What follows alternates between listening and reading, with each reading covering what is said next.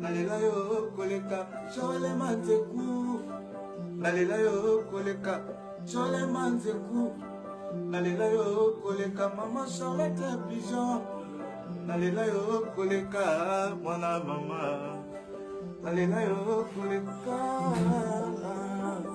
nalela yo koleka mwana mama nalela yo koleka chole manzeku nalela yo koleka nalela yo koleka nalela yo koleka mama nasala nini nasala nini mama.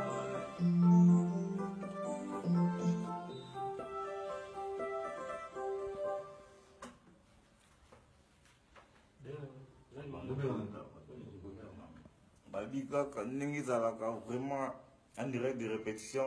Christelle Mpanzu, moi aussi à vie, n'a pour tout mon parti. Christelle Mpanzu, maintenant Babi donc numéro 1.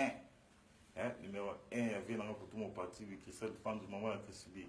Ici comme mon thème, il y avait pour tout mon parti devant là. Hein, c'est comme mon thème, il y avait mon parti devant là vraiment Christelle Mpanzu. Babi j'ai vrai c'est moi aussi donc. Maman Charlotte Pigeon à Londres.